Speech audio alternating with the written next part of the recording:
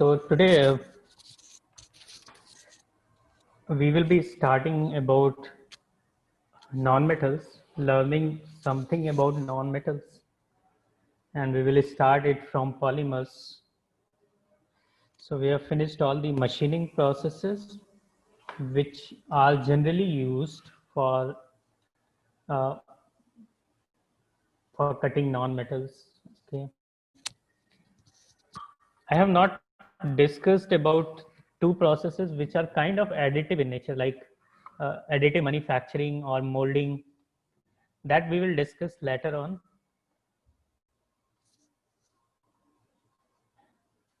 Now let's start polymers.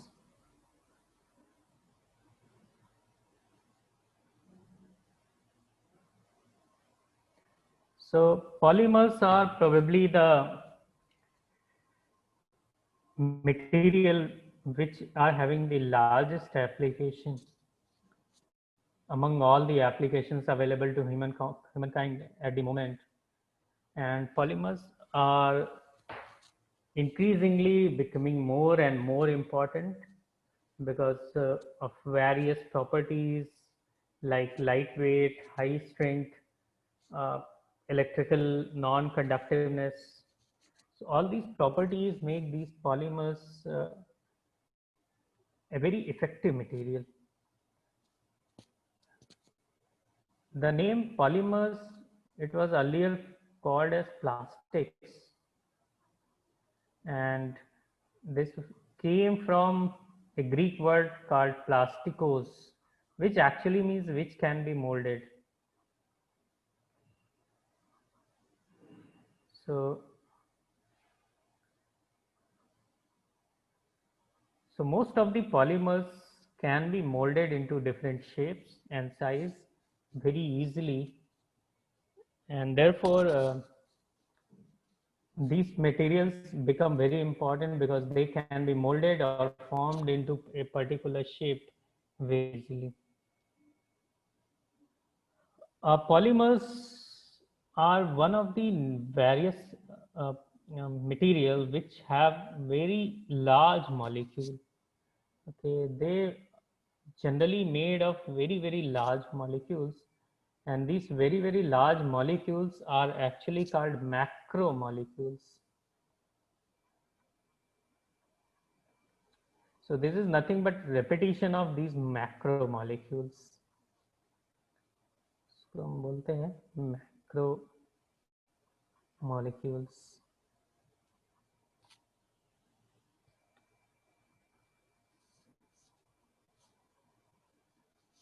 Some of the important properties of polymers due to which they are in use, some of them you can count as disadvantages also, like they have low mechanical strength, low mechanical hardness or stiffness or toughness. Most of the polymers which are available, they have lower mechanical properties when compared to metals. They can easily vaporize or they can easily break. So all these mechanical properties are comparatively below with other materials, with other metals mostly. However, they are chemically resistant, and wherever, or you can say that it does not corrodes or it does not forms oxides. So these things make it a valuable material because all the metals which are available in the nature, they easily get corroded or form oxides. So polymers in that sense are very good and they do not react to all these things. So the third one, which is actually which a disadvantage in terms of mechanical stability, that is all the polymers have very high coefficient of thermal expansion. So it actually means that between two temperatures, if you compare metals and polymers, then the polymers will expand more. So due to this temperature thing or temperature variation, they do not remain in their physical structure. And in that sense, you can say they are dimensionally unstable. So that is also the reason why many applications which are designed for longer duration, they do not use plastic because these plastics are dimensionally unstable in service over a period of time.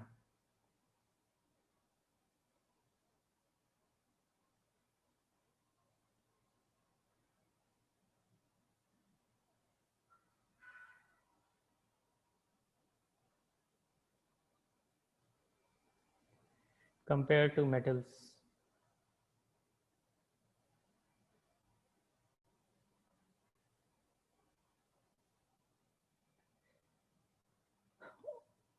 The other advantage of polymer is that it can be easily machined, can be formed, can be additively manufactured, can be easily shaped. I will just summarize it by writing it can be easily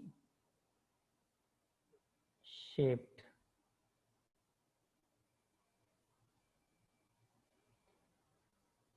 into any design.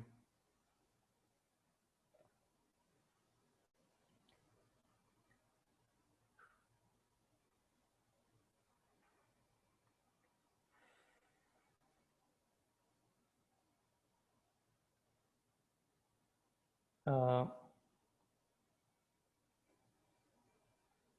One very important part of the polymers as far as manufacturing is concerned is that most of the polymers, they do not require surface finishing operation. So what does that mean is that uh, if you prepare, I'll just write it down.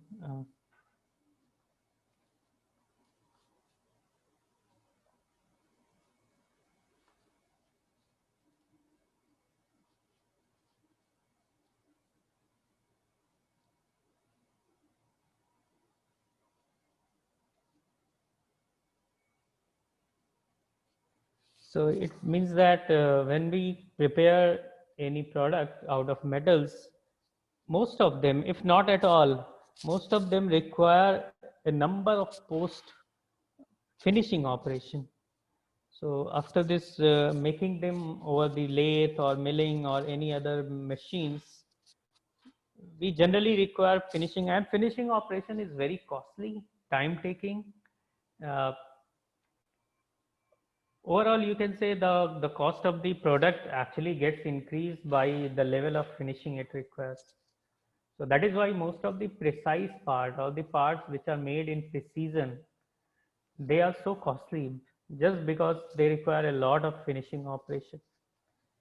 In that sense, polymers, they generally are extruded or molded, and their surface generally remains very clean, smooth, and they do not require any finishing operation after that.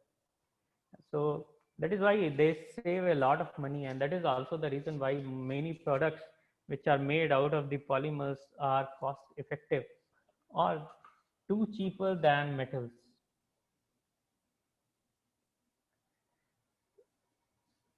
These all properties make polymers a very special kind of material, and that is also the reason why behind the increasing use of polymers for different applications. So a lot of applications where people were using metals earlier are now being replaced by polymers. This is just some of the highlights or properties I have just mentioned. However, a lot of properties uh, I have not mentioned, like one of the properties that we can increase the strength or decrease the strength of the polymer, we can increase or decrease the density of polymer, or we can suitably design it as per our need. So these all things make this kind of material uh, a very special kind of, of, of, of all the materials available to humankind at this moment. The word polymer was first used in 1866, and the earliest polymers were made of natural organic materials like from animals and vegetable products. If you have ever heard of celluloid, then celluloid is probably the photofilm which was earlier used uh, for storing the videos or the audios. These celluloids were actually made by cellulose, and cellulose they came from trees. Okay, so cellulose was the first organic, or you can say natural organic material, which was discovered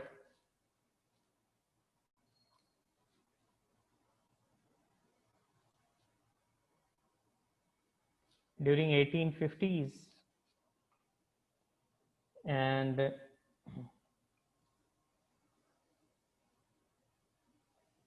then this cellulose was further chemically modified to form cellulose acetate, which is actually celluloid. Okay, celluloid is nothing but chemically modified cellulose, and you can say cellulose acetate.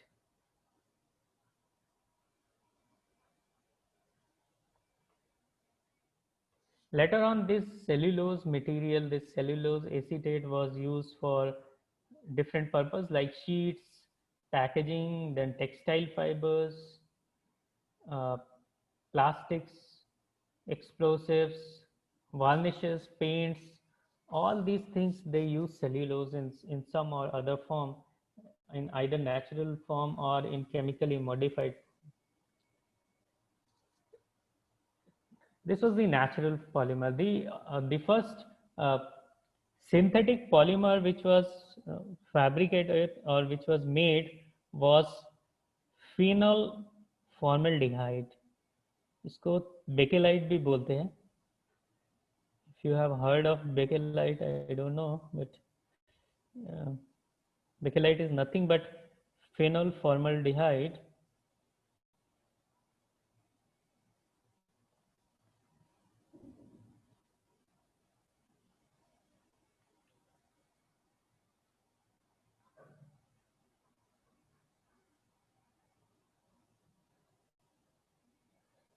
Bakelite was a trade name after this L.H. Bakeland, who has actually developed it. It was the first synthetic polymer.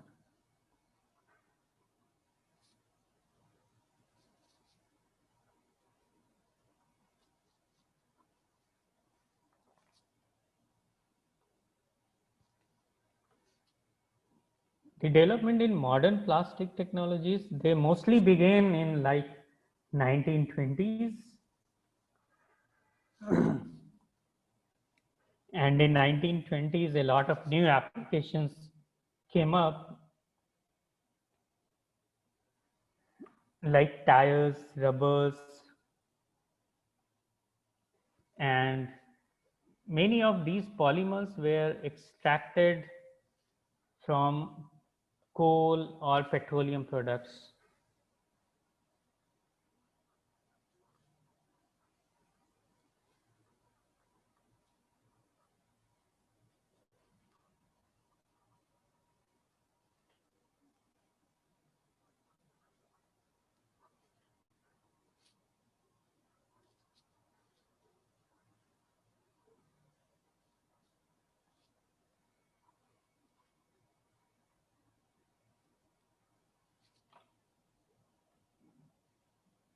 Then if you have ever heard of ethylene, ethylene was you nowadays you use a simple term called PET, that is polyethylene tetraphenone. These all kind of materials, they are made of ethylene. Ethylene was a chemical product, and it was first used a raw material, or you can say building block for many polyethylene based polymers. Uh, it is nothing but it was ethylene was first processed um, as the reaction between acetylene and hydrogen, and and just right, it was first produced by the chemical reaction.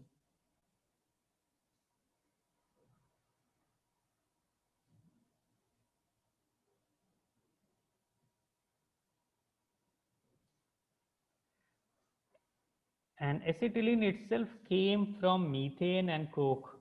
So when they just bring coke and methane, a new kind of gas was formed, that is acetylene. And when this acetylene was dissolved into water, a new kind of polymer was formed, that is ethylene.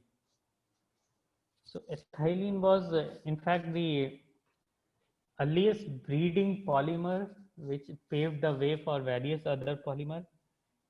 Later on, a lot of polymers came into commercial use, like polypropylene,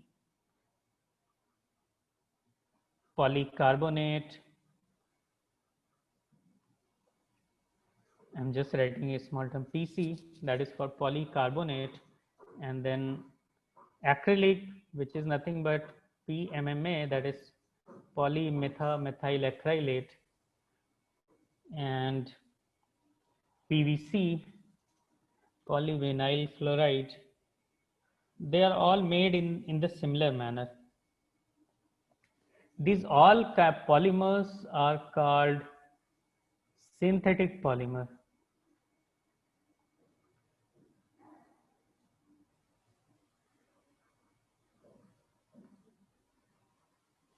These are some of these polymers, some of the polymers which are uh, highly used. So I have just mentioned a lot of polymers I have not mentioned, and they can be easily formed.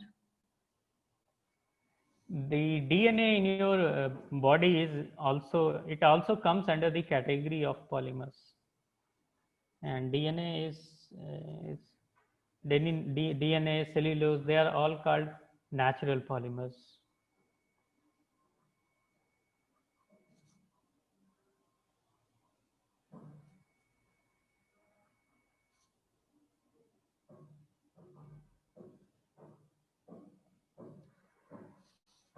Now, how to define polymer is a very tough task. That how to say that which material comes under the category of polymers or not.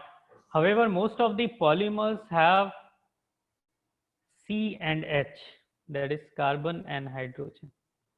So if a polymer has very large molecule and has bonds, a number of bonds between carbon atom and hydrogen atom, then you can say it comes under the category of polymers. Polymers are generally made of monomers. We will discuss a bit more about monomers later, but you can just at the moment you can understand that monomers are nothing but they are form of carbon and hydrogen bonds. Further, later on, if you see the developments, the later developments came in field of matrix, polymer matrix or reinforced polymers. I don't know if you have ever heard of, but nowadays, for a lot of applications, they have come in the field of polymer matrix or reinforced polymer matrix.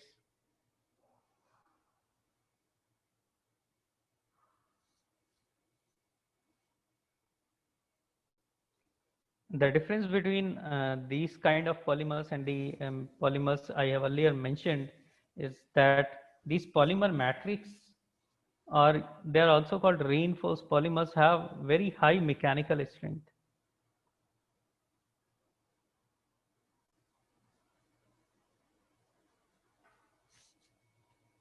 and they have a very large stiffness, resistance to creep, low weight.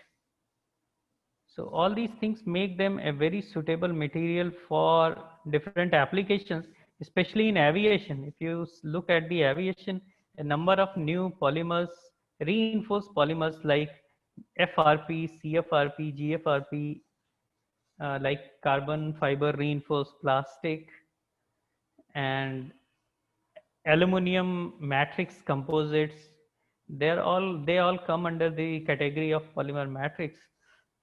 They are used in a number of applications where mechanical strength is required.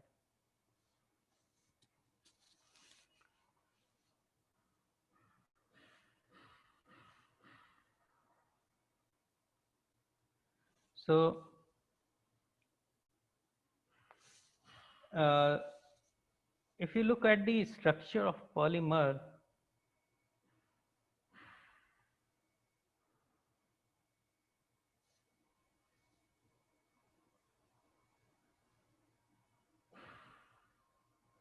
then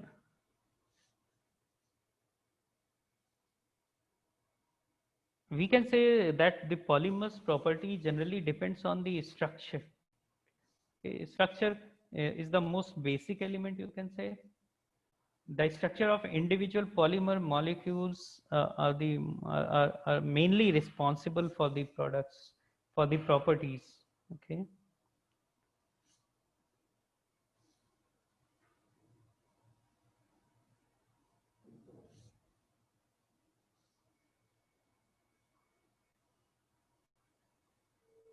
When I say structure, it simply means that how much and in how and in which order carbon and hydrogen atoms are arranged. So I'll just write the structure of individual polymer molecules.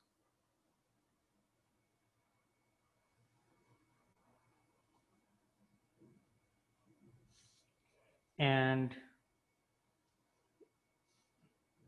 the shape and size of molecules.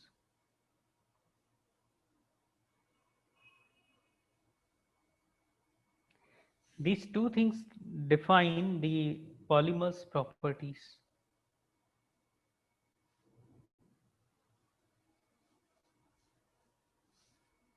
When I say the shape and size of molecules, it simply means that how they are arranged.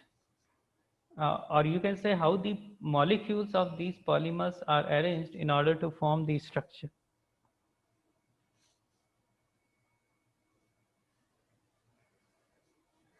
The difference between polymer molecules and the molecules of other materials is their extraordinary large size.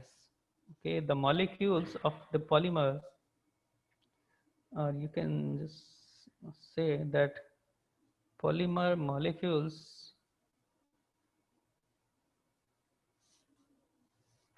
are characterized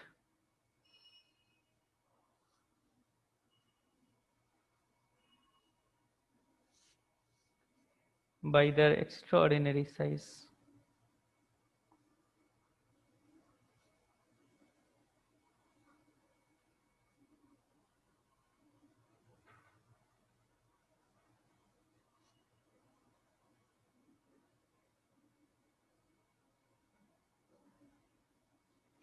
And this is actually the feature which distinguishes them from other organic chemical compositions. The basic building block of a polymer is called monomer.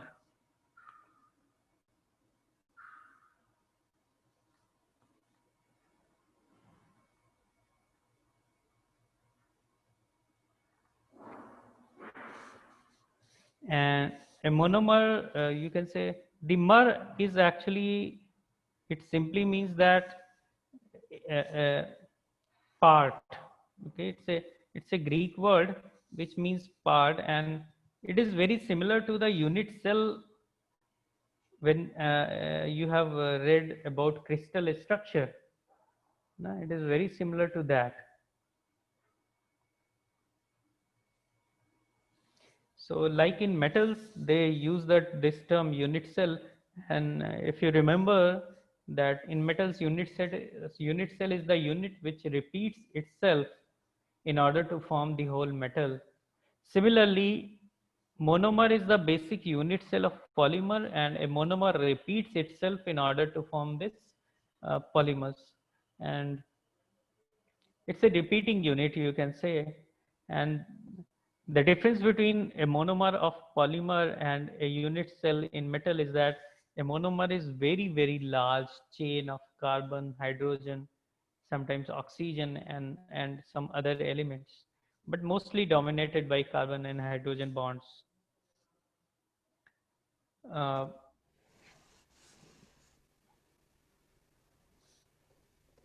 Most of the monomers are organic material in which carbon atoms are joined in covalent bond. Okay, or you can say the electrons of carbons are shared with other atoms like hydrogen, oxygen, nitrogen, fluorine, chlorine, silicon, and sulfur. An ethylene molecule is the very, very simple monomer which consists of carbon and hydrogen atoms only. So these monomers, they are dominated by carbons, okay, and carbon bonds, and you know that carbon easily makes uh, the sharing bond with other atoms of hydrogen.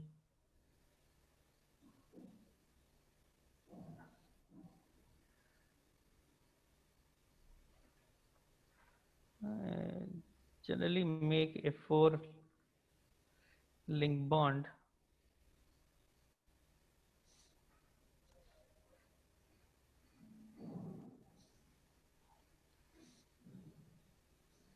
Now this is the monomer which repeats itself in a polymer. So polymer is nothing but uh, it's a combination of monomers or a repeated hundreds or thousands of monomers in a chain line structure. Okay, and polymers are extremely large chain molecules, and they are called macromolecules. Okay, so I can just write that polymer is a large chain of monomers.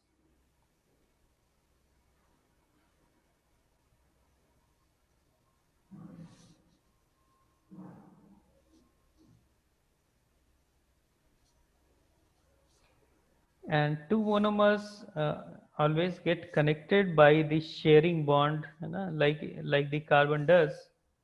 So you can say one monomer is connected with other monomer by sharing the electrons.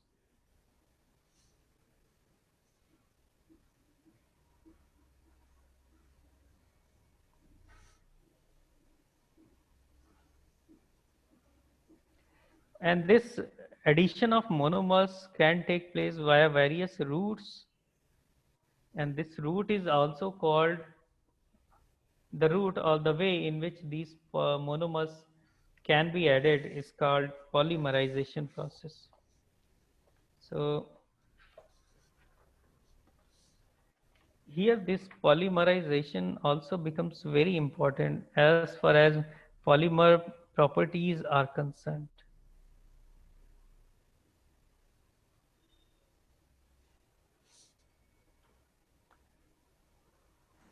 Polymerization is nothing but it's a process of joining of one monomer to another monomer.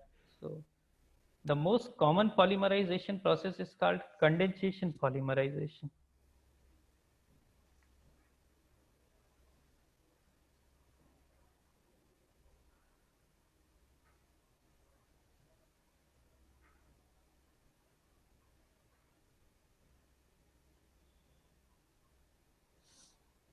So in a condensation polymerization, as the name suggests, uh, the two monomers they react to each other and water remains their byproduct. Okay, let's say if there is a monomer A, uh, and it is combined with a monomer B, then a new kind of monomer is formed, which is nothing but the combination of A and B. And by repeating this monomer A and B, we can form a polymer. And in condensation polymerization, it means that during this process, uh, H2O is generally their byproduct. So a condensation polymerization is a process where you can say that the reaction byproduct is water.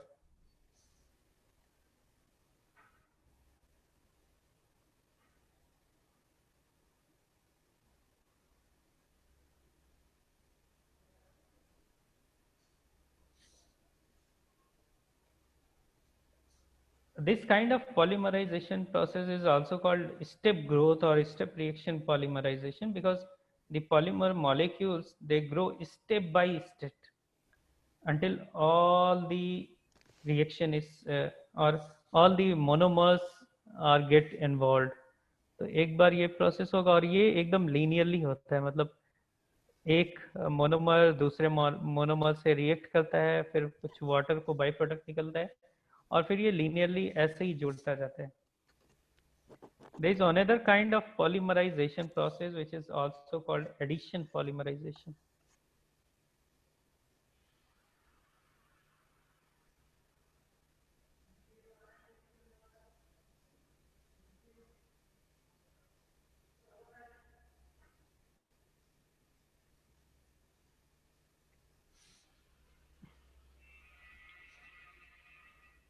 This is also called chain growth or chain reaction polymerization due to very high rate of long molecule formation.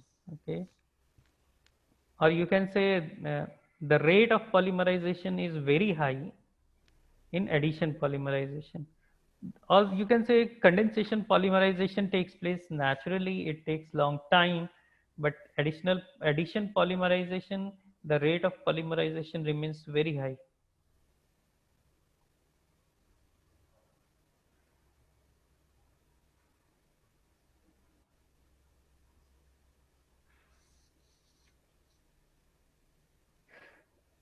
Here, two polymers, when they react, there is no byproduct. And in order to increase this rate of polymerization, an initiator is generally added. Okay, in order to just increase the rate of reaction.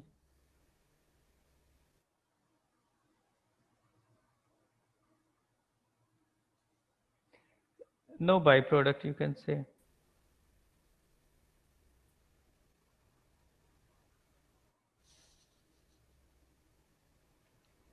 For an example, the process of making uh, polyethylene, you know, a monomer of ethylene is like this. See, H is connected with C, which by double bond remains connected to another CH4, sorry, CH2, in order to form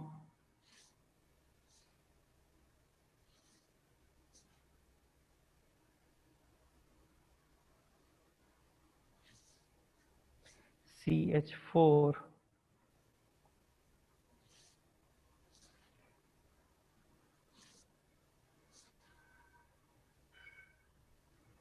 And a number of these units will form polyethylene.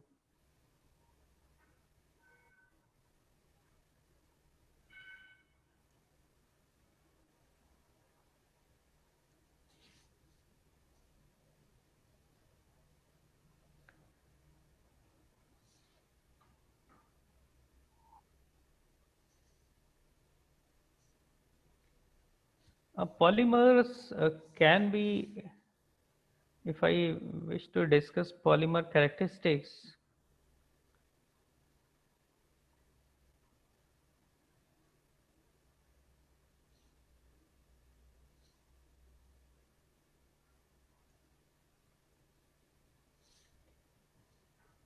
then first thing is its molecular weight.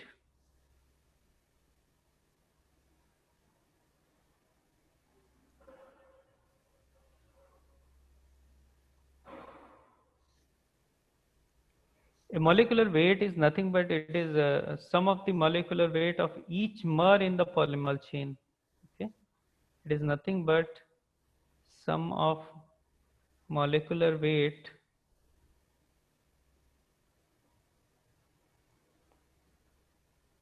of moles. When I say moles, it simply means monomer.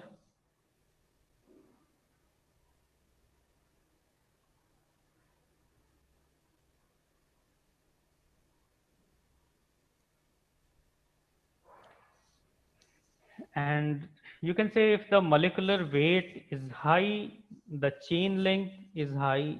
Chain length is high, which actually means that molecular weight of each chain is large, or polymer will be having more density and more strength in such a case. Polymerization, it's a random event. Where the polymer chains are produced, and it is not necessary that every time the same size of polymer chains will be produced. And average molecular weight of a polymer is determined and expressed on statistical basis. By averaging, it means that uh, uh, the units of C and H, the macromolecules which repeat itself, the N value changes. Okay, so therefore, these molecular weights can be calculated by using the statistical basis or by averaging. Okay, I must write something like this, that average molecular weight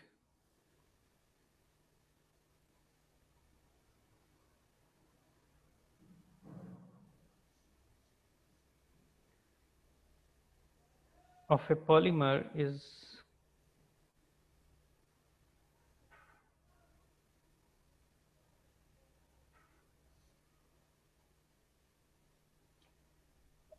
determined and expressed is determined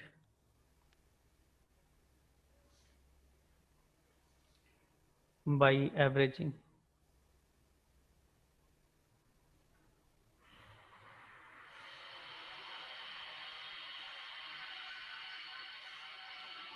Molecular weight and its distribution, they play a very strong influence on polymer properties. And here comes a very important term called degree of polymerization.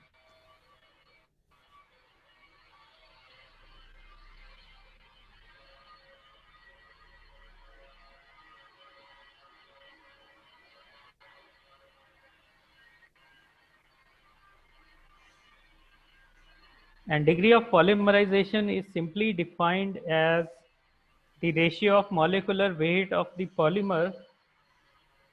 It means that the whole polymer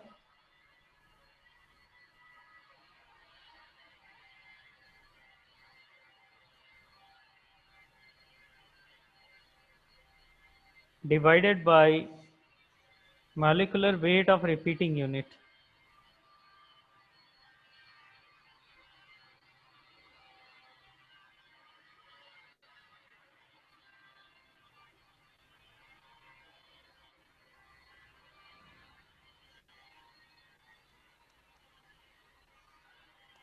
For an example, if I wish to say how this degree of polymerization plays a very important role, like ethylene may have degree of polymerization like 1, 6, 35, 140, maybe sometimes more than thousands. And if this degree of polymerization is changed, like 1 degree of polymerization is a liquid, okay, or maybe a gas. Similarly, if it is 6 degree of polymerization, then it becomes a grease. Then if it has 35 degree of polymerization, it becomes wax. And when it is more than 1000, it becomes plastic. So it is degree of polymerization which actually determines the kind of polymer the monomers will be making.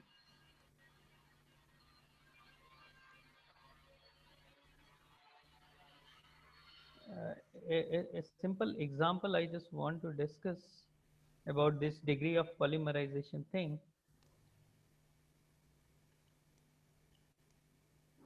Let's say if we have a PVC polymer which has uh, an average molecular weight of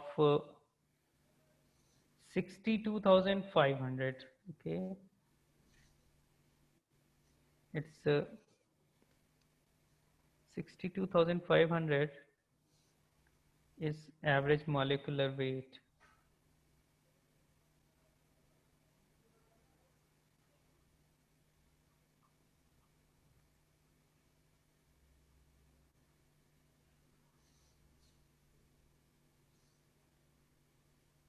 And we need to determine what is the degree of polymerization for PVC. So if you see, PVC has 3 hydrogen atoms,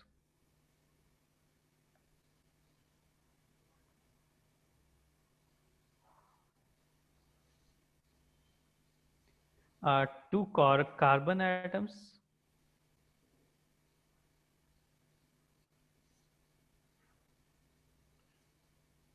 and 1 chlorine atom.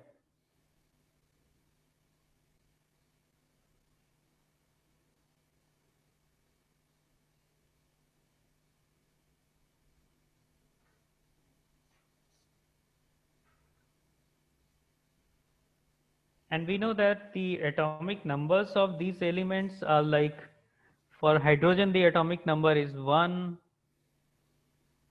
and for carbon the atomic number is like 12, and sorry for yeah, for, and chlorine is 35.5.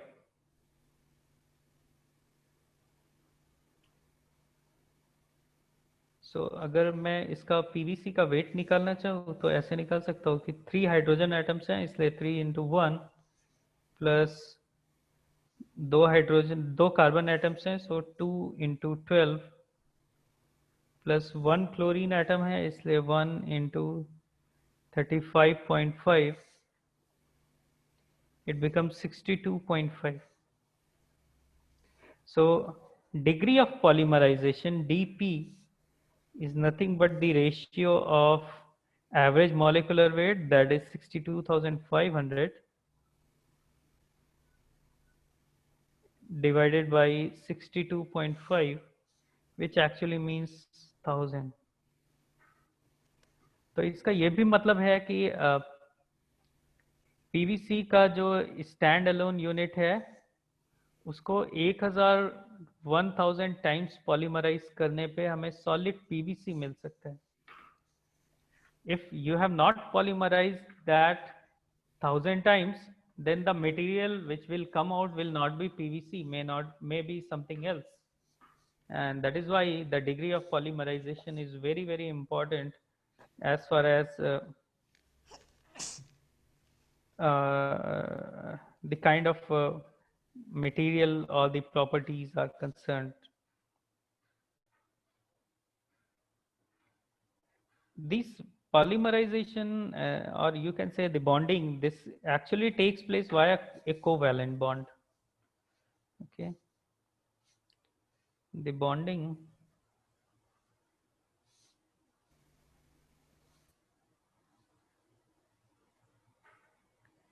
takes place via covalent bonds.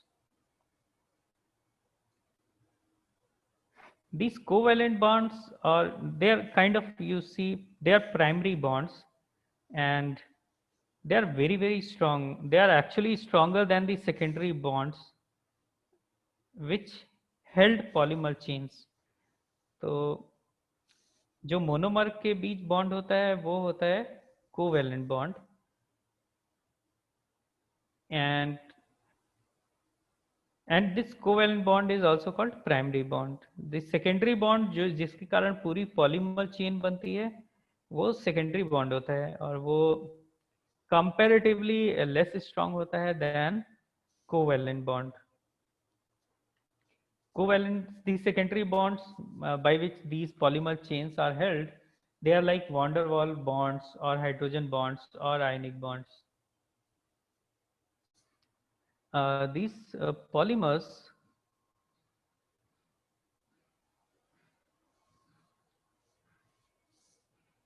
they may be a linear polymer, or they may be like linear polymers. Linear polymers, the molecules are arranged very linearly in a chain.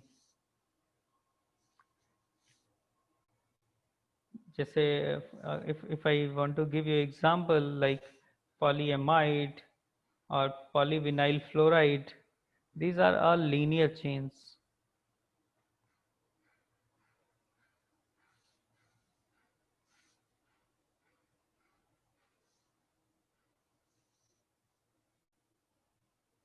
Then there is a kind of branched polymer.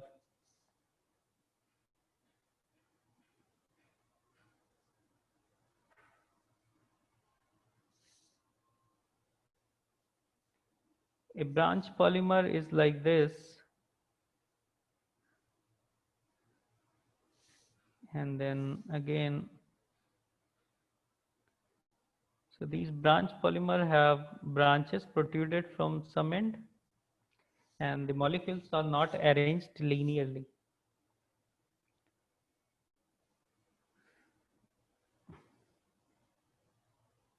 The properties of these polymers, they depend not only on the type of monomers, but how their arrangement in the molecular structure has been made. The branching is very important. This branching actually interferes with the relative movement of the molecular chain. If you see closely, you can find that these branches, they make the movement of other molecules over one molecule difficult. So as a result, the resistance to deformation also increases, and other defects like stress cracking, resistance, they all get affected if it is branched polymer. If it is linear, the molecules can easily slide over one another, but when it is branched, it is very difficult for them to slide over each other, and therefore the molecules or the polymers they are made of branch polymers have superior mechanical properties. At the same time, if you see the branched polymers, their density is actually lower than linear polymers. You see, attaching these kinds of molecules to one another, it will result in lower density.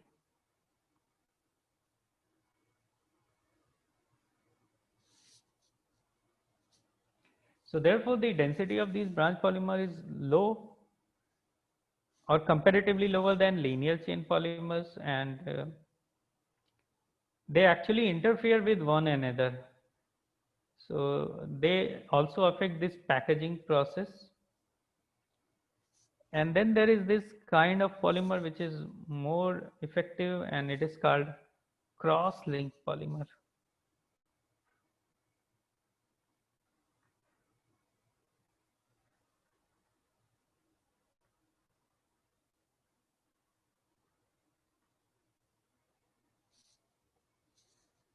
So cross-linked polymers are very similar to the branch polymer, but they are actually 3D in structure. So or you can say more complex than branches. The molecules are arranged in three-dimensional form. You can just imagine.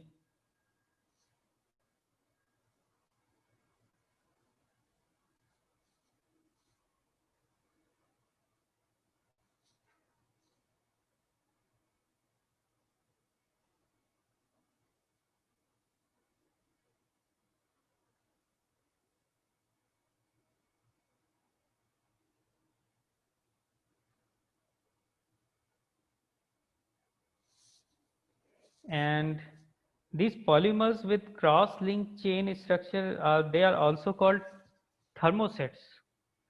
I don't know if you have heard about these polymers, which are either thermoplast or thermosets. So when they are actually cross-linked, they are called thermosets.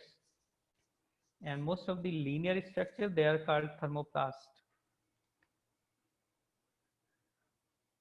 The thermosets are like epoxies, resins, phenolics, and silicons.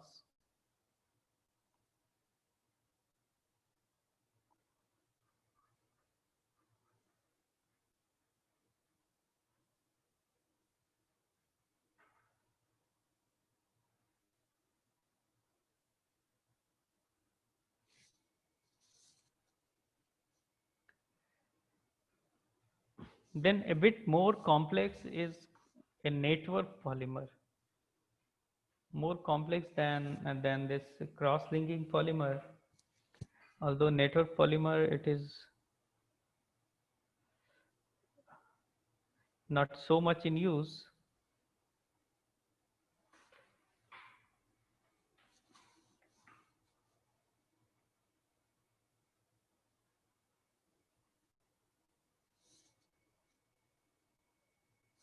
And they are highly cross-linked, very high.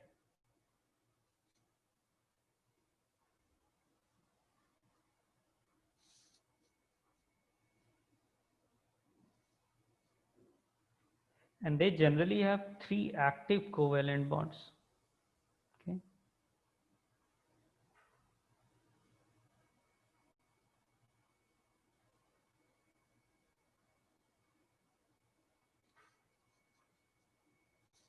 It's like you can just assume a more complex kind of branched polymer.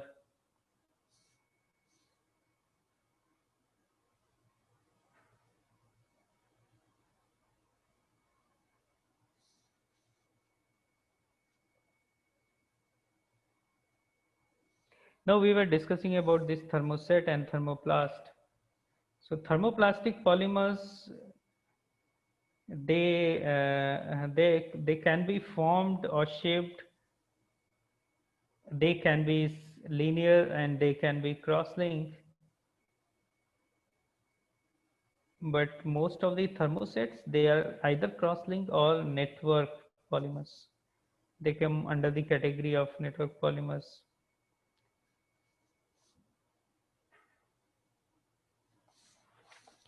Now, the difference between thermoset and thermoplast, it is important to differentiate these two so that in future your concept remains clear. There is thermoset and then there is thermoplast.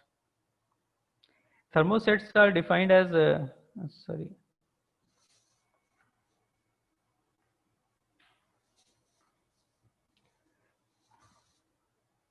thermoplast.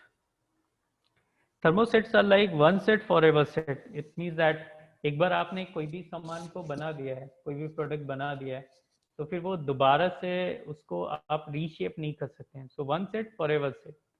Like in thermoplast आप उसको melt करके फिर से उसके raw form में ला सकते हैं और उसको फिर से एक नया प्रोडक्ट बना सकते हैं. But in thermoset it will melt and vaporise और it may not melt easily, है ना. And that is why these thermosets are either cross-link or network polymer, and they are very very strong when compared to linear structures.